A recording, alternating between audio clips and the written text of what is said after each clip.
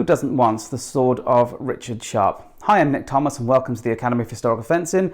And today I'm going to be talking to you about a custom sword that I have made by Black Fencer of Spain to represent the very famous 1796 heavy cavalry sword, which is famously used in the books and films of Richard Sharp. So it's not really the sword that he should have had, to be honest. The chances of a rifle officer having a sword like this is almost impossible. Does it matter? No, because it's awesome, and who doesn't want to see Sean Bean swinging a massive sword like this? It's cool as hell, and as a result, people want them. Why would you want a cavalry sword for doing HEMA, where we practice almost entirely on foot? Well, the reality is, one, because it's cool. Rule of cool, you want it. I know I certainly did. And two, cavalry swords were used on foot. They had to be. For whatever reason, because the cavalryman becomes dismounted or they're forced to dismount due to the terrain, their horse gets shot out under them. There are so many scenarios where cavalrymen did end up fighting on foot, and so they had to use the sword that they had to hand, which is, the sword they're equipped with, their cavalry sword, on foot. So there is a good reason to use a cavalry sword on foot. I just wouldn't recommend it as your norm. You should stick to infantry swords while you're learning, you're doing your normal training. But feel free to get a cavalry sword for trying out a cavalry sword at some point. So the heavy cavalry, this is an original 1796 heavy cavalry trooper's sword by Redl. So this is an actual original Napoleonic example. It's had a couple of mods that are well documented at the time. The inner guard has been reduced away, so it sits against the uniform nicely. The langets have been removed, and the tip has been reprofiled for better thrusting because the original point was terrible for thrust work. So if I put that down for a moment, the heavy cavalry sword, the 1796 heavy cavalry, was famous, or is famous, for being a big, clumsy, unwieldy mess. That is just nonsense. That is perpetuated by people who don't really know much about swords and swordsmanship. They collect and they handle lighter swords, and everybody that handles a lighter sword thinks, oh yeah, that's really nimble, I'd rather have that. True, but what are you trying to do with it? Bear in mind, a heavy cavalryman is trying to cave skulls in. They're not looking to, do a fight to first blood. Okay, so they want something a bit more beefy. So there's a very good reason to have the sword they had. And the truth is, they're not as cumbersome as people think.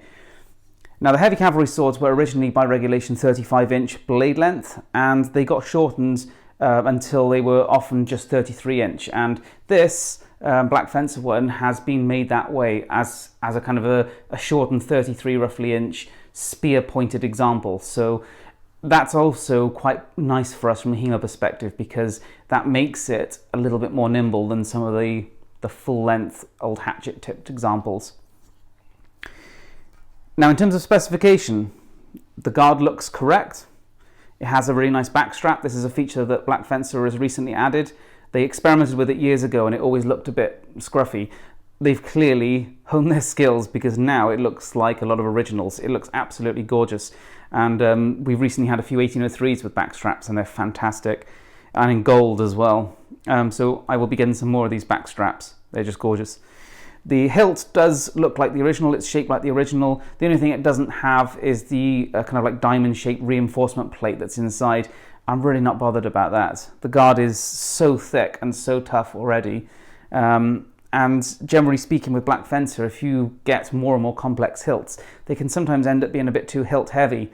Bearing in mind that it's built for HEMA, so the grip lengths are already a bit longer than the original, and therefore the guard is already a bit larger. So you're already gaining a bit of weight in the hilt already. So I try and avoid adding too much hilt weight, and it's not necessary for this training sword. I said the blade is the shortened spear pointed length, and it's reasonably flexible. In fact, it's about as flexible as the original ones. The originals are more flexible than people realize. The balance is at 16 centimeters, which is identical to my original. The weight is 10-15 grams, just over a kilo. My original there is 1035, which is a fraction longer than this Black Fencer. So proportionally, it's about identical. So the balance and weight is the same as my original. I've got data on lots of other originals, and they're all roughly similar, or most of them at least. So what you have here is a training sword by Black Fencer that does accurately represent the heavy cavalry sword very well. but you can also fit a decent glove in it. There's space to fit in all sorts of gloves. I've been using it with Red Dragon gloves or the super secret Zoltan gloves and other things. So you can definitely fit pretty much any glove in there that you want. So far, all good, okay? It looks good, it handles well. I've used it quite a lot now and it's fun as hell. Yes, it's a bit cumbersome, not as much as people necessarily think, but it is a bit cumbersome. It's supposed to be. It handles the right way, just don't be a savage. If you go in there full contact into HEMA with this, you'll do damage to people, okay? So have respect for what it is. It's a heavy cavalry sword, okay? Have respect for it, use it with control, don't try and kill your training partners. And if you do that, it can be used fine. I've been doing loads of sparring with this against similar swords and various sabers and all sorts. Okay, are there any downsides? Well, Black Fencer's tips are very, very narrow. They do flare a bit, but they're still quite thin. Most people would suggest putting a rubber tip on there, which I have had, but I removed it recently for a bit of cleaning. And the blade edges are thin. Now, Black Fencer like to replicate the originals and their blade characteristics, and so a lot of their blades do end up with thin edges.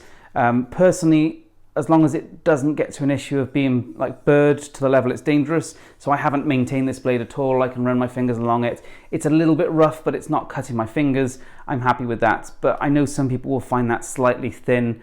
You'll have to make up your mind on that yourself. For me, that's acceptable, although I would like to see them go with thicker edges in future. But it's hard to do and maintain a profile that's remotely realistic. And these thin edges do also have some advantages of realism on contact as well, because the thinner edge does just bite that little bit better.